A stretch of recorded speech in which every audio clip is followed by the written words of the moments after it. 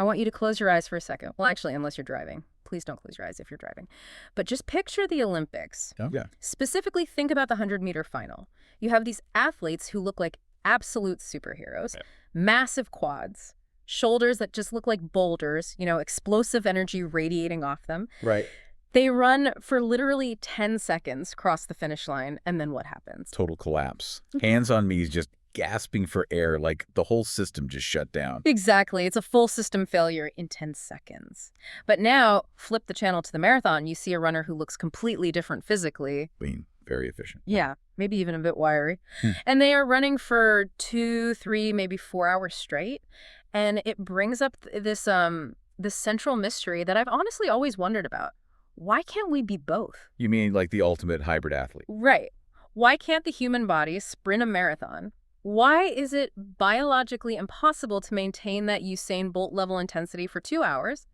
Is it just that we aren't training hard enough? It's a really great question, but no. It has nothing to do with willpower or training harder. It's purely about hardware. Hardware? Yeah, it is the fundamental trade-off of human biology. You are pushing against the strict laws of chemistry. So today we are unpacking that exact trade-off. We are doing a deep dive into bioenergetics. Which is quite the word. I know. It sounds like a college textbook title that you drop in the first week to take an art class instead. But really, this is just the user manual for how your body turns a sandwich into a squat, or a sprint, or a stroll. Ideally, yes. We're basing this deep dive on a really comprehensive technical guide on energy metabolism in sports. Specifically, we're drawing on the research by Zaradnik and Korves. It's a fascinating look right under the hood of human metabolism. And when we say under the hood, we mean strictly the engine mechanics. We aren't talking about diets or recipes today. Right. We are talking about how the cell literally pays for movement. Right. And it turns out the body only accepts one very specific type of currency. Adenosine triphosphate, or as pretty much everyone knows it, ATP. The universal currency. I love the analogy we discussed earlier because it really makes the chemistry click for me. You can have a gold bar. Which is like the fat on your body or the burger you just ate. Exactly. You have this gold bar, but you can't walk into a convenience store and buy a pack of gum with a gold bar. That's entirely accurate. Food has value. It has massive potential energy, but it's not spendable in its raw form. Right. Your muscles can't burn a burger. They can only burn ATP. You have to go to the bank. Your metabolism. Your metabolism, exactly. You go there and convert that gold bar into usable cash. So every blink, every single heartbeat, every time I lift a coffee cup, I'm spending cash. I'm spending ATP. Precisely. And to understand why we get tired, you really have to understand the chemistry of that cash. It's all in the name, actually. Triphosphate. 3 phosphates. Right, you get this adenosine molecule with a tail of 3 phosphate groups attached to it. And the energy is in the tail. Well, the energy is in the bonds holding the tail together. These phosphates are held together by incredibly high energy bonds. When your brain tells a muscle to contract, an enzyme called ATPase comes in and just snaps that last phosphate off. Hydrolysis. It's a process called hydrolysis, yeah. So you snap the bond and you get the spark. Exactly. You break the bond, energy is released to that muscle contraction, and you are left with the change. ADP. Adenosine diphosphate. Meaning 2 phosphates. 2 phosphates, which is essentially a dead battery. Right. It has no charge left to give. But here's where I got really stuck in the reading, though. If ATP is so vital... Which it is. We literally die without it. Right. So if it's that important, why don't we just stockpile it? Why don't I have a massive tank of ATP sitting in my biceps, ready to go so I can just sprint for an hour? Physics, basically. ATP is a heavy, very unstable molecule. It just doesn't pack well at all. So we can't store much. If you try to store enough ATP to run a marathon, you'd probably weigh more than a small car. The source material highlights this amazing fact that the human body only stores about 80 to 100 grams of ATP at any given time. 80 grams? That's practically nothing. That's barely a snack. It's enough for maybe 2 or 3 seconds of max effort. If a lion chased you right now, you'd burn through your entire storage before you even reach the door. So if we run out in 3 seconds, the fact that we don't just drop dead means the body must be pretty frantic. It must be constantly printing more cash. Constantly. And this is the core of our deep dive today. The body has 3 distinct printing presses. The energy systems. 3 energy systems to take that dead ADP and turn it back into charged ATP. The 3 energy systems. And I think a lot of people actually have this wrong. They think it works like a gear shift in a manual car. first gear, then you shift to second, then third. Oh, right. That is a very common misconception. It's not sequential at all. It's simultaneous. Think of it like a dimmer switchboard with 3 lights. All 3 lights are always on. But depending on how hard you're working, The intensity. the intensity, and how long you're working the duration, one system will shine much, much brighter than the others. Okay, let's look at the first light on the board then. The system that saves us from that lion, the phosphagen system, also known as ATP-CP. This is the drag racer. It is designed for immediate, massive, explosive power. We are talking about the energy for the very first 0 to 6 seconds of work. So this is the powerlifter hitting a max deadlift, or that 100-meter sprinter exploding out of the blocks we talked about earlier. And it relies on a molecule called creatine phosphate, or CP. Which I assume is why every single gym bro has a giant tub of creatine in their locker. It is exactly why. CP is basically a backup battery pack specifically designed to recharge ATP instantly. It's just floating around in the cell, holding onto an extra phosphate group. Just waiting. Just waiting. As soon as you burn an ATP and create ADP, the creatine phosphate jumps right in. It sacrifices itself. Basically, yeah, it hands over its phosphate group to the ADP, and boom, you have ATP again. And this happens fast. Instantaneously. There's an enzyme, creatine kinase, that catalyzes this. No oxygen needed, no complex chemical pathways. It's just a quick handoff. Here's the phosphate, go. But like a drag racer, it absolutely guzzles fuel. The tank is incredibly tiny. Your muscles store about 4 to 6 times more CP than ATP, but that still only gets you about 10 to maybe 30 seconds of energy before it runs completely dry. And when it runs dry, that's it. You can't fake it. You cannot fake it. This is exactly why you can't sprint at top speed for a mile. Once the CP is gone, your power output drops off a cliff. Yeah. You simply cannot regenerate ATP fast enough to maintain that level of speed. Now, there was a really specific detail in the research about recovery here that blew my mind. I think this is the key insight for anyone listening who lifts weights. The rest periods. Yes, because I see people in the gym do a heavy set, wait, maybe 60 seconds, check Instagram and try to go again. And they almost always fail to hit the same numbers. Right. And the science says that's not because they are inherently weak, it's because they are impatient. Exactly. The data shows that to fully resynthesize your ATP takes about 3 to 5 minutes. Wow. But to completely refill those creatine phosphate stores, you're looking at up to 8 minutes. 8 minutes. That feels like an absolute eternity in a gym setting. It really does. But think about the chemistry involved. You get a big chunk of it back in the first few minutes, sure. But if you are training for true neurological power, like max speed or max weight, and you only rest for 90 seconds, you're starting your next set with a half-empty tank. You literally cannot produce the same force. You can't. You've accidentally turned a power workout into an endurance workout because you didn't respect the recharge time. That is a huge takeaway, accidental endurance training. But before we move to the next system, there was one more chemical reaction mentioned in the source, the adenylate kinase reaction. It sounded honestly like a distress signal. It essentially is a distress signal. So imagine you are sprinting. You're burning ATP so incredibly fast that you have a ton of ADP just floating around. The dead batteries. Right, the dead batteries. The body gets desperate. It takes 2 ADP molecules and just smashes them together. It cannibalizes itself. In a way, yes. It mashes 2 ADPs to make 1 ATP, which is great because you get more energy, but the byproduct is AMP, adenosine monophosphate. Just one single phosphate left. Exactly. And the cell sees this AMP and completely freaks out. It screams. It screams. AMP is a very powerful signaling molecule. It tells the cell we are drowning, the phosphagen system is failing, turn on the bigger engines, and that precise signal kickstarts glycolysis. Which brings us perfectly to system number 2, the turbo, the bridge, glycolysis. Glycolysis. This is where the chemistry gets a little more complex, but also much more versatile. When the sprint goes past 10 seconds, Like a 400-meter run? think 400-meter run or a tough set of 15 reps in the gym. The phosphagen system is totally tapped out at that point. Right. The body shifts to burning carbohydrates. And we're pulling this from glucose in the blood or glycogen stored in the muscles. Both. Glycolysis breaks down that sugar to create ATP.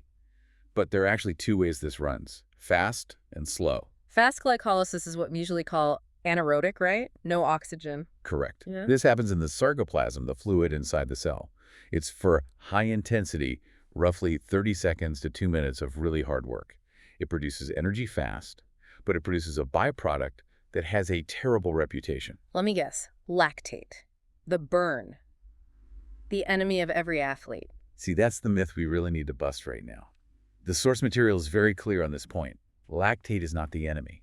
Really? It's not just waste or exhaust fumes that makes you sore the next day. But it hurts when my legs are absolutely burning on the spin bike that's lactate. The acidity is what hurts, yes. Hmm. But the lactate molecule itself, it's fuel. Okay, you have to explain that. How can the waste product be fuel? In fast glycolysis, you break down sugar into pyruvate.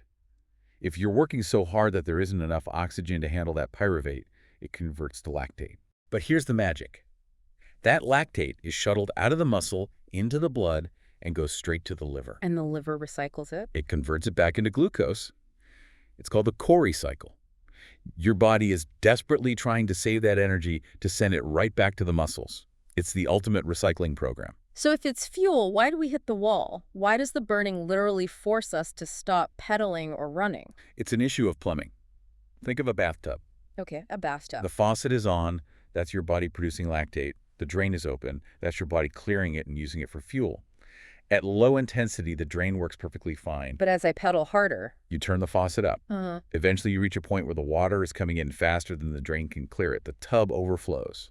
That exact point is the lactate threshold. And once it overflows... Acidity spikes. Your Yeah. pH drops rapidly. And that acidity literally shuts down the enzymes that allow your muscles to contract. Wow. It's a built-in safety mechanism. Your body forces you to slow down so the drain can finally catch up. So elite athletes like the Tour de France riders, do they just produce less lactate? No, they just have much bigger drains. An untrained person hits that threshold at maybe 50 to 60% of their max effort. An elite athlete can push to 70 or 80% before the tub starts overflowing. Incredible. They can tolerate high intensity without the acidity spiking. That is such a crucial distinction. They aren't suffering less, they are processing better. Exactly. This is the whole concept of maximal lactate steady state, or MLSS. The absolute hardest you can work, where production and clearance are perfectly balanced, usually around 2 to 8 millimoles per liter of blood. So what happens if we do slow down, if we back off the intensity enough that oxygen can catch up to the demand? Then we leave the turbo mode and we enter the cruiser mode. The pyruvate doesn't turn into lactate anymore. Instead, it gets shuttled into the mitochondria, Filtered house of the cell. the powerhouse, Yeah. and we enter the oxidative system. System number 3, the oxidative system. This is the endurance engine. This is the primary source of ATP at rest and during any low-intensity activities, anything longer than 3 minutes, really. And because it uses oxygen, it is incredibly efficient. The numbers in the source were actually staggering here. I want to make sure you listening grasp the scale of this difference. In glycolysis, the turbo mode, 1 molecule of glucose gives you what? Net yield. Yeah. If we are talking strictly about the anaerobic breakdown, it's very small. Mm-hmm. But even with aerobic glycolysis, you're looking at about 38 or 39 ATP per molecule of glucose. Okay, 38 ATP. Keep that number in mind. Now compare that to the oxidative system burning fat. If we look at a standard triglyceride, like an 18-carbon fatty acid, you get 463 ATP. 463, that's over 10 times the energy density. It's massive. This is exactly why fats are the preferred fuel for the body for almost everything we do. You have a nearly unlimited energy reserve in your body fat. Even a very lean athlete has enough fat stored to run for days without eating. But there is always a catch. If fat is such high octane fuel, why don't we just use it for sprinting? Why bother with the other systems at all? Because it's slow. Breaking down a complex fat molecule requires a lot of oxygen and a lot of complex chemical steps. It's like trying to fill a shot glass with a fire hose that's a mile away. Great image. The supply is huge, but the delivery rate is just too low. The source had a ranking for this, the rate versus capacity trade-off. Right. It's a perfect inverse relationship. The phosphagen system has the fastest rate. It delivers energy instantly, but it has the lowest capacity. The oxidative system has the slowest rate, but the absolute highest capacity. So as we start moving faster, the body has to shift away from fats. It has no choice.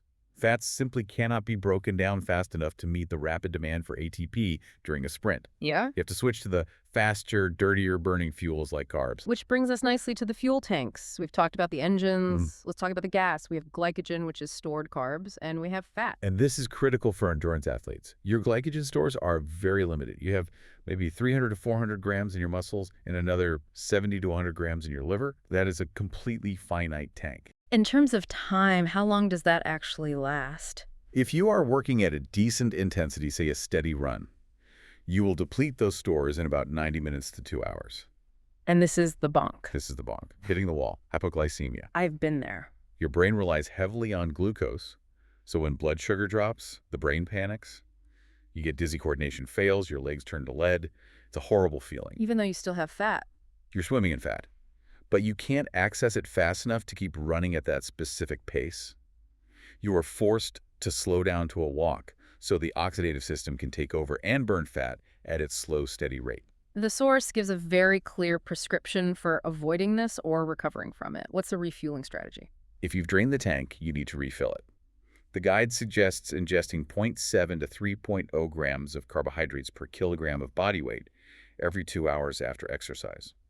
If you do that, you can replenish your stores in about 24 hours. So if you're training hard every day, that post-workout meal isn't just a reward. It's literally prep for tomorrow. Exactly. If you miss that window, you start tomorrow's workout with a half-empty tank. Okay, let's bring this all down to earth. We have the three systems: phosphagen, the drag racer; glycolysis, the turbo; and oxidative, the cruiser. We know the fuel.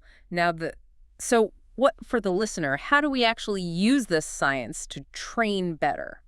It comes down to specificity. You have to train the exact system you want to improve. And the number one variable people mess up, the one the source emphasizes repeatedly, is the work-to-rest ratio. Let's break these down practically. If I want to train my explosive power, my phosphagen system, what does that workout actually look like? You need to go 90 to 100% max power. We're talking 5 to 10 seconds of work.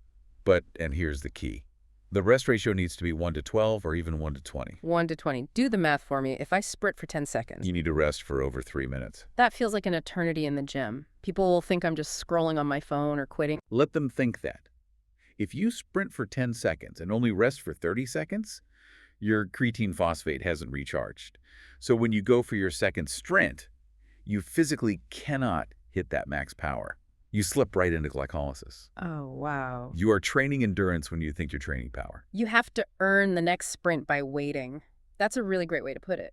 Okay, what about the bodybuilder or the 400-meter runner? Fast glycolysis. Here, the intensity is a bit lower, 75 to 90%.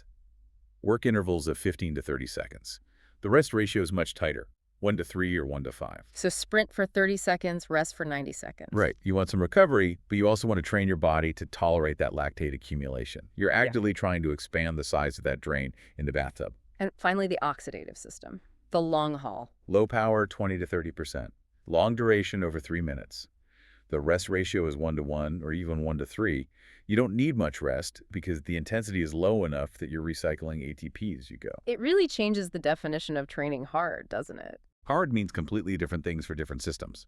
For the phosphagen system, hard means max intensity, which strictly requires max rest. For the oxidative system, hard means not stopping. So to bring this full circle back to our sprinter and marathoner at the start, we know now they are machines built for entirely different metabolic pathways. Yes, but I do want to reiterate that dimmer switch concept one last time. It is never just one system. Even the marathon runner, when they surge up a hill to pass someone, is tapping into glycolysis. Right. Even the power lifter relies heavily on the oxidative system to recover between sets. It's a symphony, not a solo. And the conductor is intensity. Yeah. If you demand energy faster than the oxidative system can provide, the body must use glycolysis. If you demand it faster than glycolysis can provide, it must use phosphagen. You cannot cheat the chemistry. Which brings us to the final thought. The source mentions the law of mass action. It sounds ominous, but it's actually beautiful. It states that the accumulation of products drives the reaction. When you move, you create ADP. That accumulation of ADP is the chemical signal that literally forces the enzymes to start working. We are chemically programmed to seek balance. Instantly, our bodies absolutely hate being out of equilibrium. So the provocative question for you listening is this. When you go to the gym or the track or the trail, are you working with that programming or against it? Are you giving your body the time to restore the balance you need for the performance you want, or are you just chasing the sweat? Are you training the system or just tiring yourself out? Definitely something to chew on during your next 3-minute rest period. Thanks for taking this deep dive into bioenergetics with us. Go recharge your ATP. See you next time.